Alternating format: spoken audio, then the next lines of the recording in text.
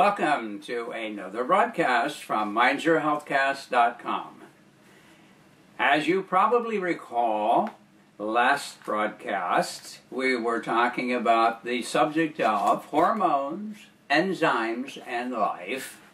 And the last one was part one, as you'll probably ascertain, and as much as I'm saying now we're continuing, this must be part two. So, we are going to continue. We talked a lot about hormones last time and how important they are in terms of sending out signals throughout the body to tell all the things what to do. And when I say all the things, all the organs, glands, and sometimes tissues, there's this constant interplay between sensory information coming back to the brain, either via the nervous system or via hormones in the blood, and then the hypothalamus perceiving that and sending corrective information. It's a very sophisticated system. It works extremely well, except when we mess it up. We are inclined to mess it up by nutritional deficiencies, eating a lot of garbage food and not getting good fatty acids, so that the body is in trouble trying to produce the precursors to hormones and cell walls and neural connections and neural coverings and so forth. We're inclined to make a mess if we eat all the wrong garbage. And the other, of course, is a lot of the drugs interfere, because a lot of the drugs overload the liver, and the liver is one of the key players in producing precursors and breaking down hormones once they are produced by the various glands and tissues. So at any rate, we've done a lot of things in our modern time, and I've watched this happen over the years. I remember I didn't quite come over on the Mayflower, but not too long after. And so I've watched what's happened as modern medicine has meddled more and more with the body, and modern diet has meddled more and more with the body, until now we have the most expensive health care, or really sick care, budget in the world. We have the sickest, most chronically ill people in the world, and it doesn't seem to be on the upswing.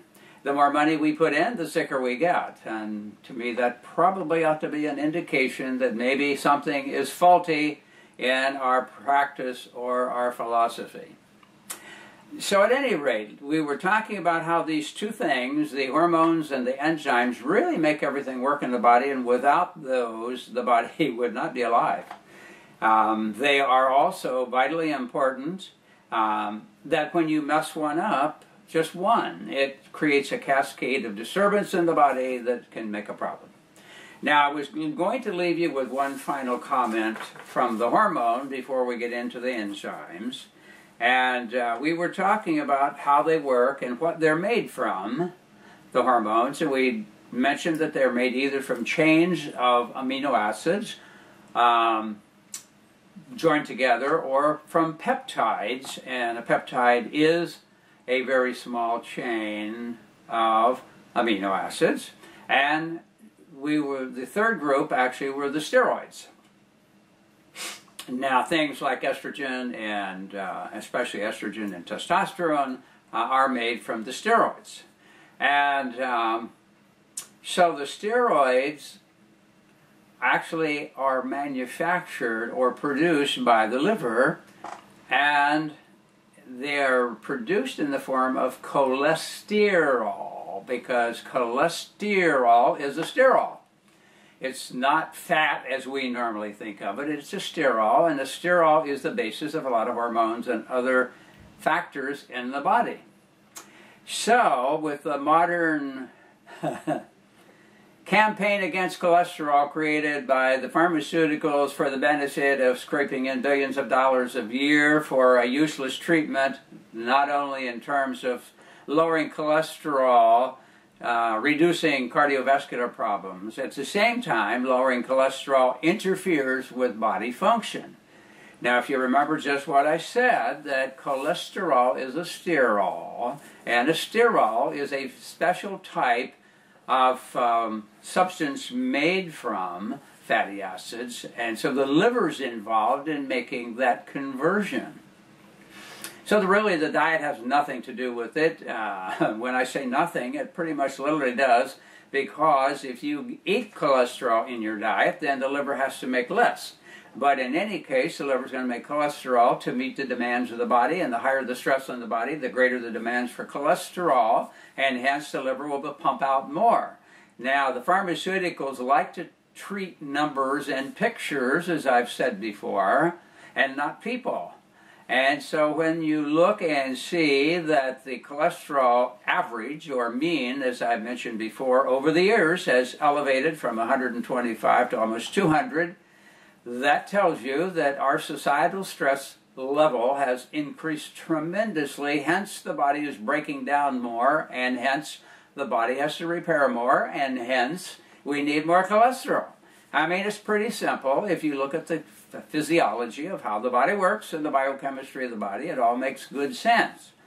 Now, what I want to mention is, remember that the medicine was prescribing all of these new statins to reduce cholesterol down to a certain number. And then one day they got to thinking, well, gee, if we would tell the doctors that it ought to be lower, and then they would prescribe to more people, we would make more money. And so that's exactly what they did. They went back and said, oh, well, we think it ought to be even lower. And what research? There hadn't been any research. They go clear back to the old baloney from way back, which was didn't even say what they said it said, and we've covered that before. But if you don't believe me, just get on Amazon or any of my website and look at all the doctors, PhDs and MDs, and sometimes both. The doctor could be both an MD and a PhD, are saying about the cholesterol fraud, the hoax, etc., and look for yourself. Don't take my word for it. But at any rate, I'm saying all that to say I want you to listen just a moment to the last thing I'm going to say about hormones, I think, or at least pretty close today. And what the study that was done by this particular article I'm looking at said that they're talking about the steroids. You know, in other words, the steroids that are the precursors of, or are actually part of the messenger system and hormones. So steroids are another type of hormone. Steroids are derived from cholesterol. Now, did you hear that clearly? Hormones or the steroids are derived from cholesterol. Now, I hope that really sinks in. Cholesterol. And they regulate, here's what they do. They regulate metabolism. Well, gee, that's probably kind of important. They are involved in the electrolyte balance of the body. I would say that's somewhat important too. They are involved in the inflammatory responses, which is how your body deals with things that get in that should not be there. It inflames to get them out. So I'd say that's a bit important. And sexual function. Steroid hormones occasionally bind to cellular receptors to induce their effects. Steroids are lipids. That means they are permeable to biological membranes. That means they will go through a membrane easily. Most steroids passively diffuse into the nucleus of a cell, where they bind to the transcription factors directly regulating genetic expression of genes. Oh, wow, you know, that could be important too. So what happens if we push the cholesterol way down and there isn't enough to do all that? Then what happens?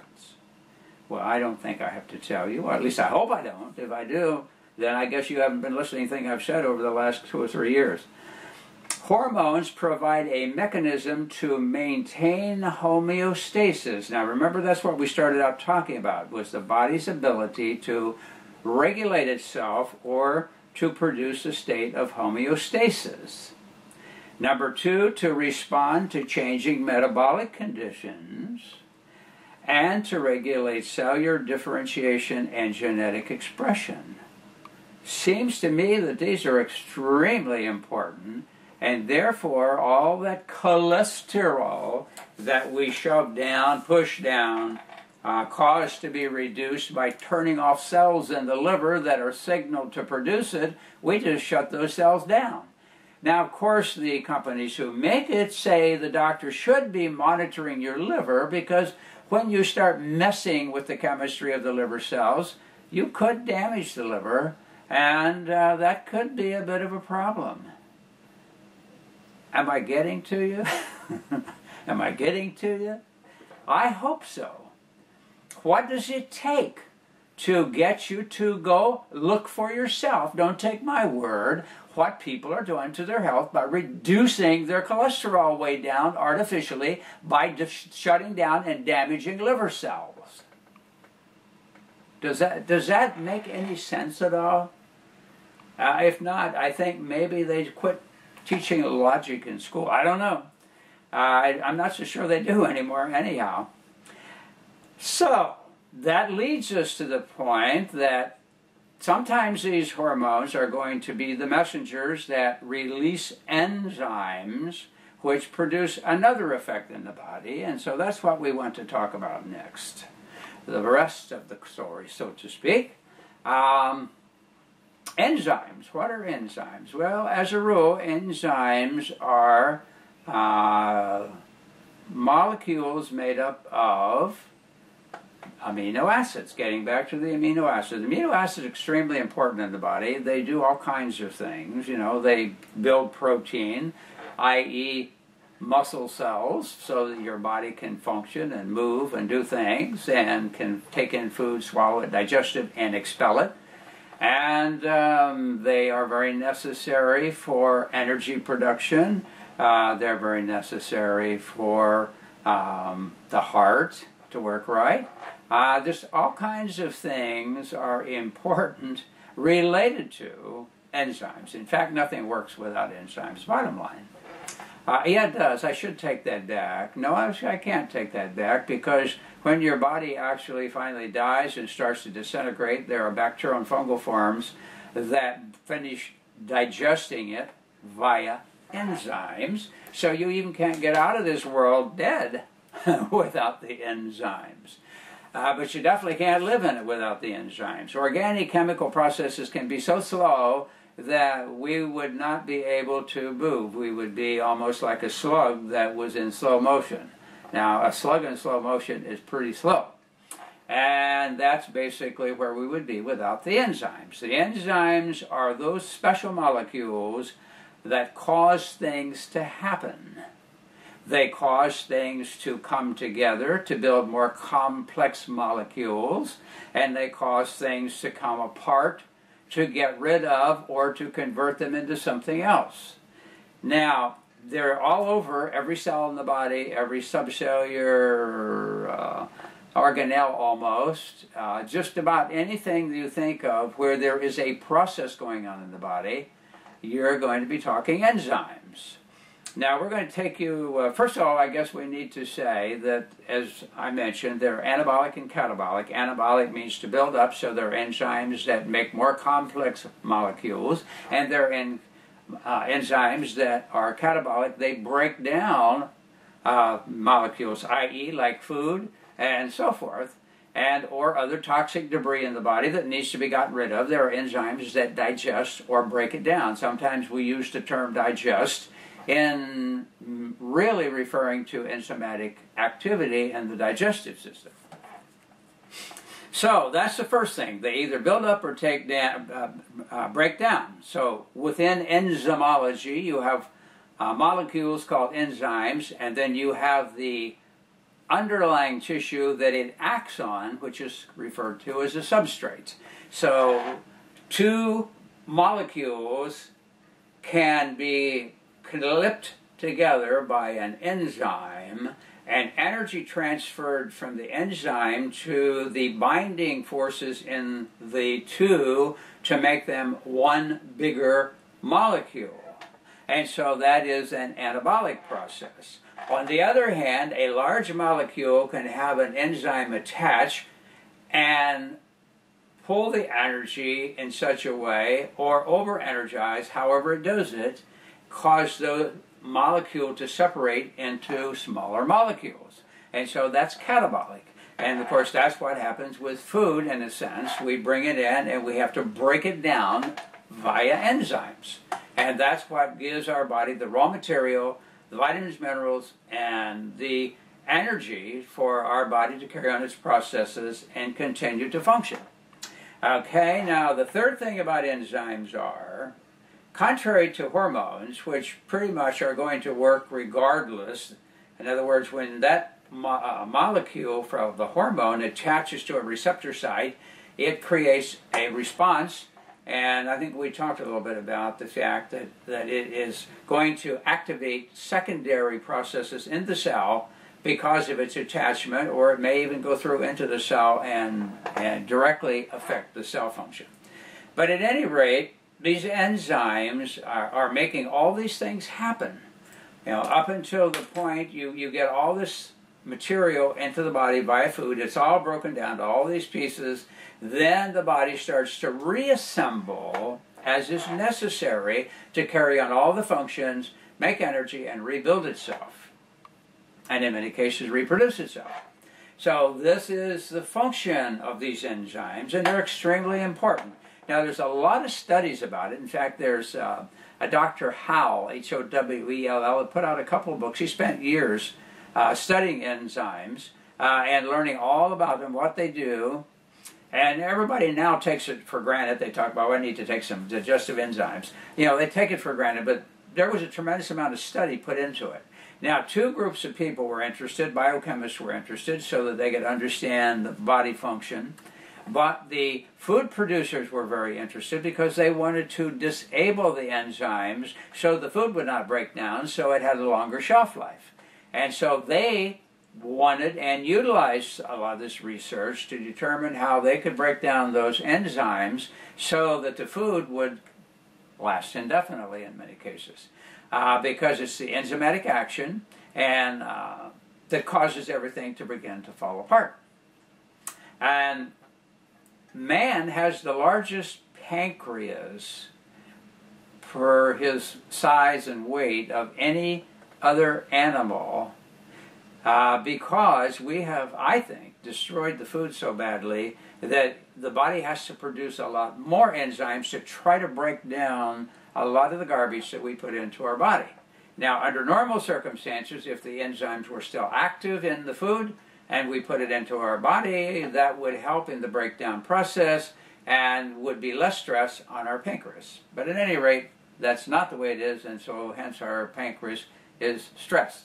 Now, the enzymes, as I mentioned, are every place, intracellular, extracellular, in white cells, phagocytes in particular, that get rid of toxic debris out of the body. The liver is loaded with all kinds of enzymes that have to break down and detox all the poisons that we're exposed to. The lymphatic system is full of enzymes via the building of white cells and via the bacteria that break down a lot of the poisons in our system, i.e. strep in the throat and so forth, which we've talked about before.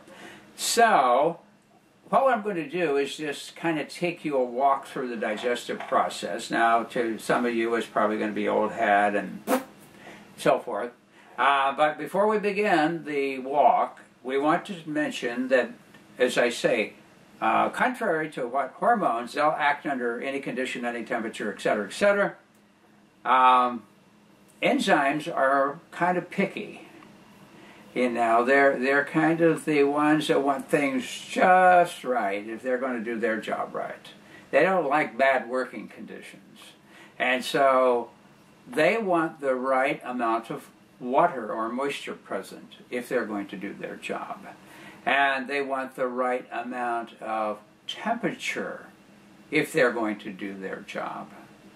And they want the right amount of hydrogen ions present, which is, of course, pH, So they are pH sensitive, temperature sensitive, and water sensitive. And for the enzyme to do its job properly, it must have those at the maximum of each for that enzyme. So as I say, some require a lot of acid, some require a lot of alkalinity, or some alkalinity. I don't really know of any that require a lot of alkalinity. I'd say most of them are either acid or just slightly alkaline, just a tiny bit past the 7. Okay, so now let's look at the system.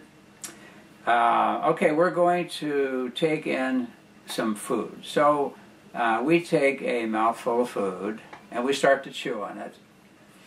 And the first thing that happens is that our parotid glands produce a lot of saliva and starts to mix with that food to hydrate it. And at that point, when you first start chewing, the pH of healthy saliva is approximately 6.4, which is slightly acid. 7 being neutral, 6.4 is slightly acid. Okay, so as you start to chew, if there are any carbohydrates in that food in your mouth, that's going to immediately send a signal that shifts the pH of the saliva to alkaline, from 6.4 acid to probably 7 or so, 8 even.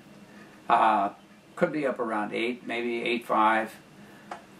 It's going to make it alkaline. Now, why does it do that? Well, because there's an enzyme in the saliva called ptyalin, whose job is to do the first stage of carbohydrate digestion in the saliva. So if you want to test that, take the pH of your saliva, just resting, not thinking about anything, just take it. And if it's 6.4, 6.5, in that range, now it depends on how healthy your body is where it's going to be, but if it's in that range, then take a piece of raw potato and start chewing on it.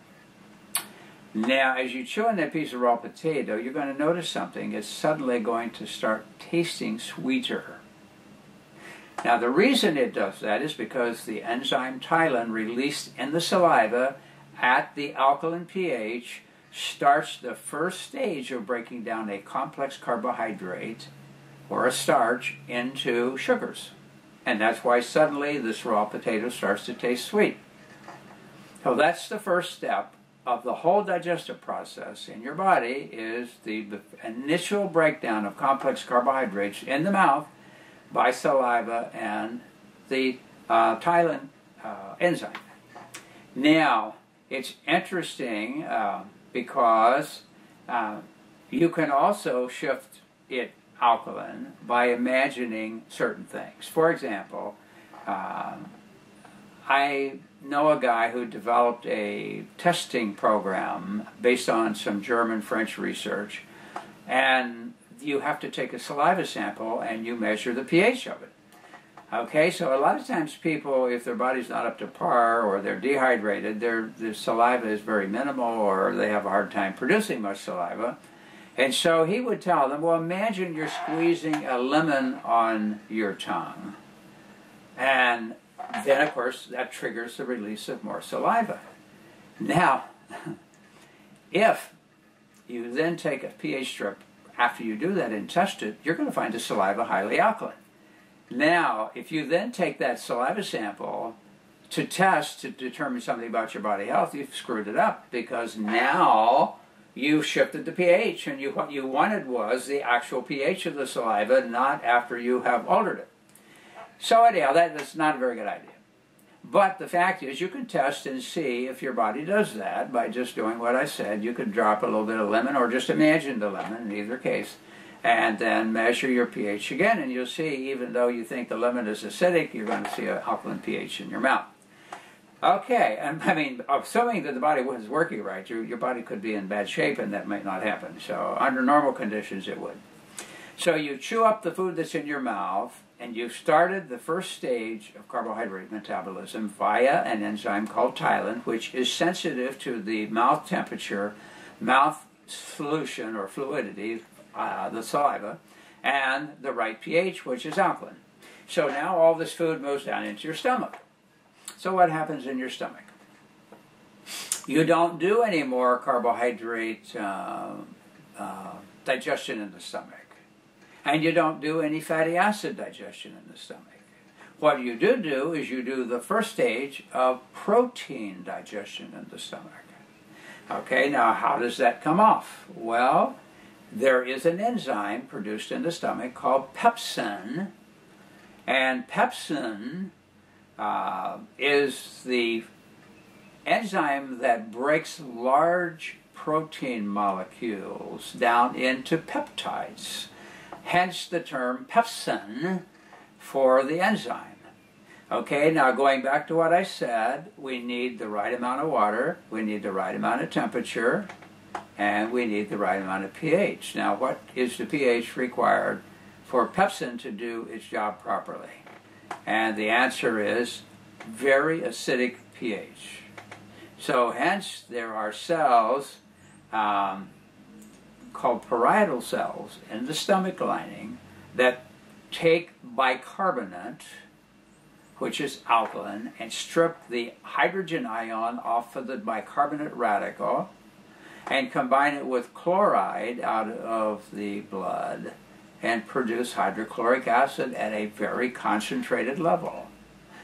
And therefore you now have the proper pH, temperature, and fluidity for the pepsin to become activated to break down the complex protein molecules into peptides, which are shorter chains of amino acids.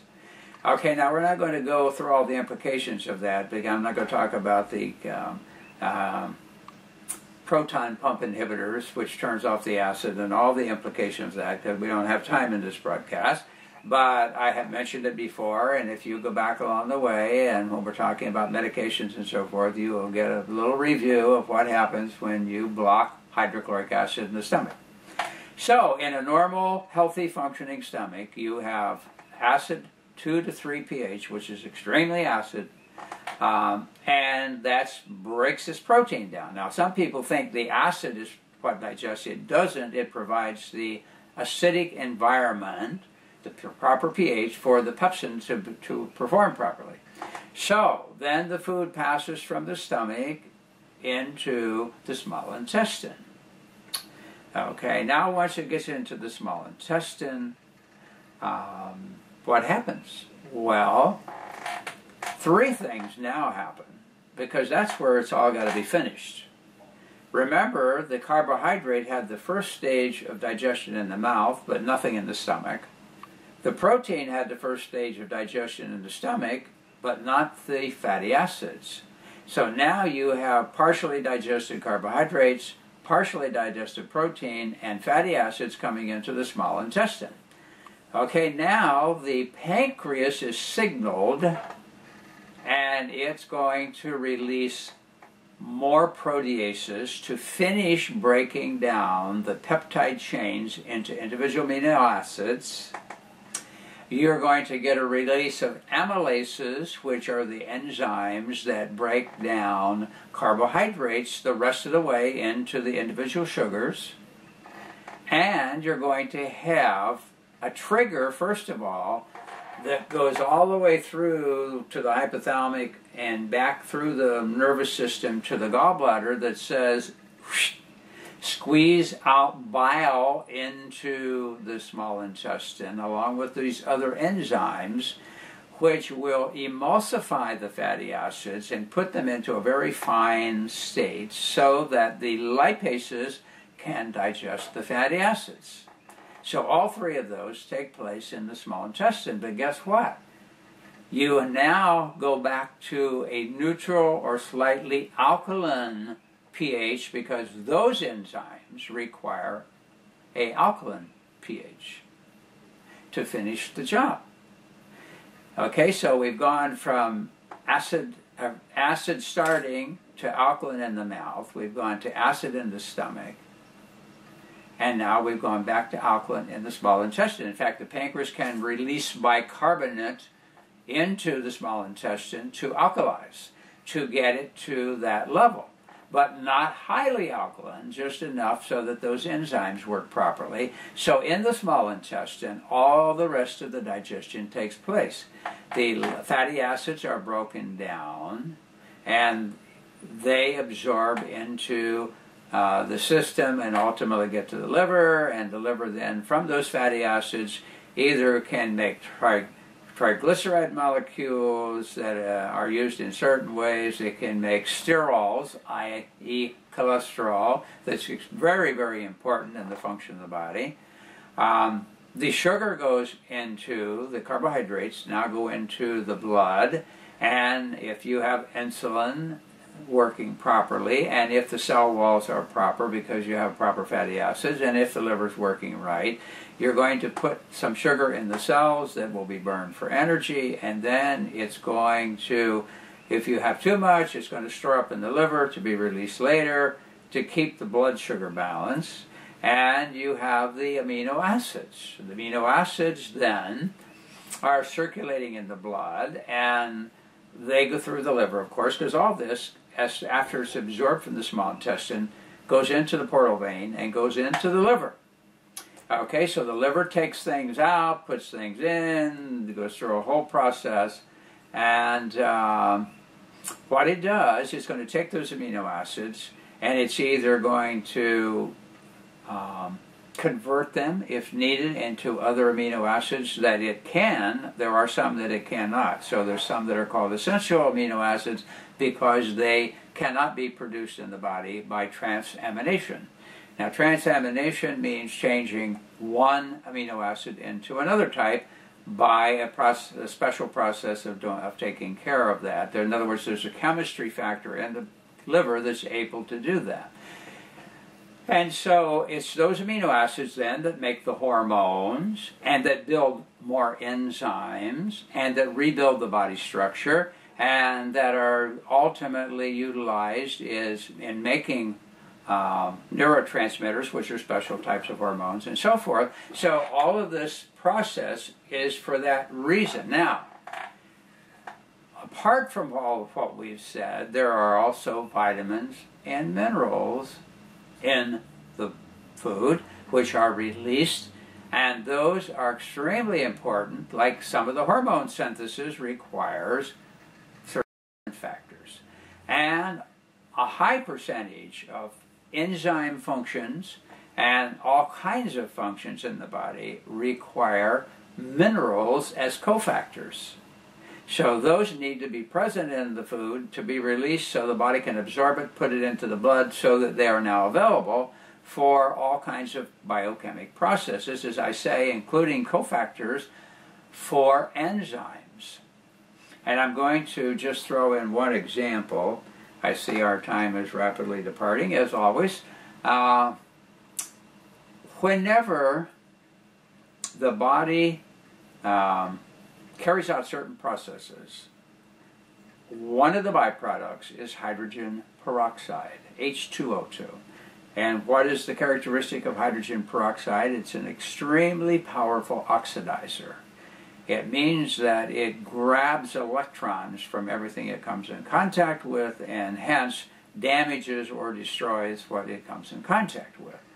So it's evident we don't want a lot of hydrogen peroxide around in our system floating free for very long, because it's going to cause trouble. Now, some is produced inside the cells, and so the same thing I'm talking about applies inside the cell, that once the hydrogen peroxide is released, something has to be done with it pretty rapidly.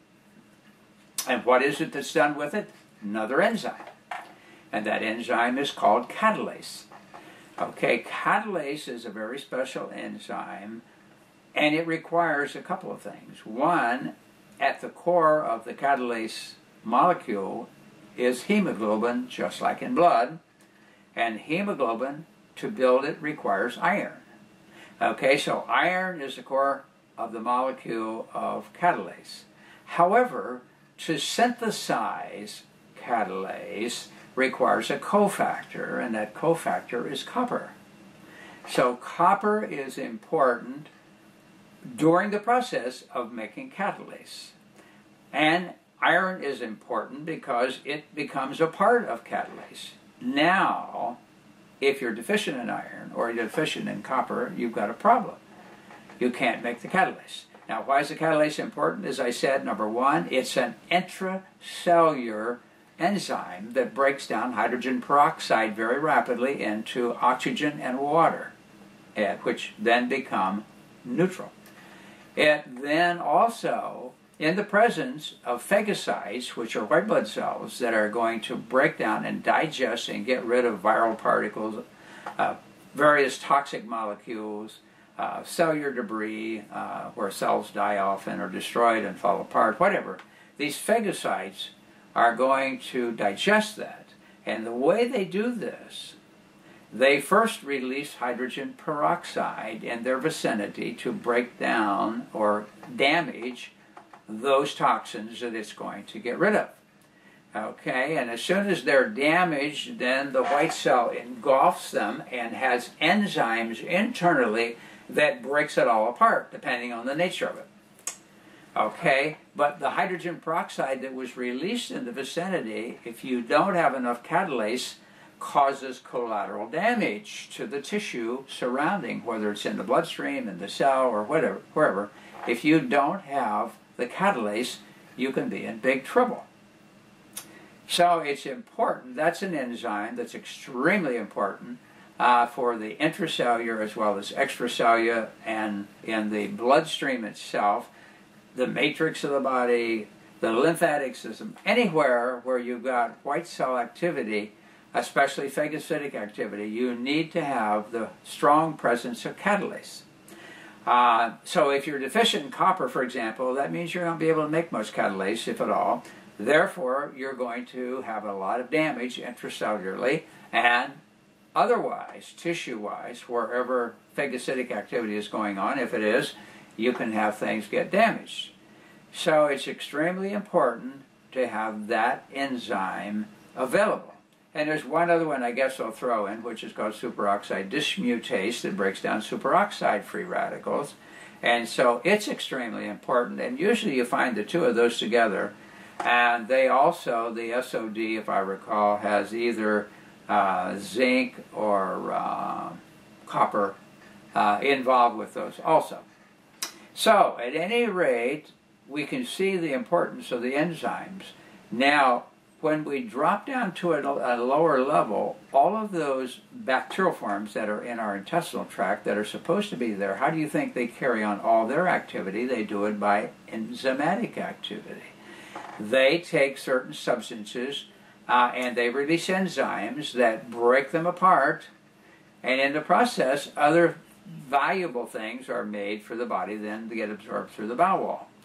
And like I said earlier, the strep in the throat, it releases an enzyme called hyaluronidase that breaks down the hyaline tissue to get to the food and make food for the white blood cell, for the bacterial forms, because they are living organisms and they need to take in food and they give off byproducts and they need to reproduce. So they have enzymatic activity going on too, and they have genetic factors that code to make those enzymes. So you can see that everything that goes on in the body requires enzymatic action and hormonal action, and in conjunction, because for the body to make hormones, it needs enzymes, and for the body to make enzymes, it can need hormones to produce the signal to make the enzymes. So we can see how these two interplay or act together to keep you healthy and to make life possible. As I say, with organic chemistry and organic molecules, of which our body is, it would have a very difficult time. The processes would take so long without the catalyst, and the catalysts are the enzymes, to make it happen. So anyhow, then the final step after the food moves out of the small intestine, what's left that didn't get absorbed and didn't get converted by the bacteria in the bowel tract, of which we have approximately 7 pounds. I didn't know if you knew ever how much there is there.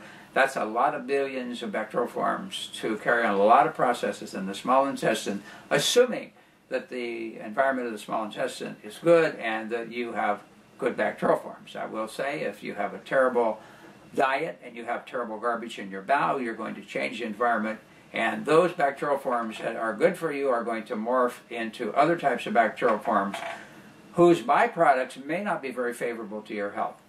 And so then the food, what's left, is going to move into the small or the large intestine, where you go back to kind of an acidic environment again. Remember, the small intestine is as neutral or slightly alkaline. Then it's going to go back into the acidic level in the colon, and you're going to absorb water, and some of the final mineral absorption and so forth will take place in the colon before everything is expelled out of the body. So if you see that all these different areas of the body require different pHs and so forth, I think it's a good indication of the folly of doing nothing but pouring alkalinity into your body, when in fact you need the acids in a lot of areas to be able to perform properly, like especially the stomach, and that there are intracellular organelles that, even though the cytoplasm of the cell, it could be about 7.2 to 7.3, which is slightly alkaline, like the blood, the organelles will concentrate protons and go all the way down to 5.5, which is pretty acid. And so if you start pouring huge amounts of alkalinity, because I have these books, Alkalize or Your Die, Alkalize, Alkalize, Alkalize, Alkalize, yeah, there are some acids produced in the body, but the body takes care of them. But you have to understand the whole picture. You can't go with just one factor or one number and think you know something about the body. Measuring the pH of the urine tells you nothing about the pH of the body, and measuring the pH of the saliva tells you nothing about the pH of the body. It tells you only about certain things, and if you don't understand that, talk about messing up the body by pouring in huge amounts of alkaline water every day.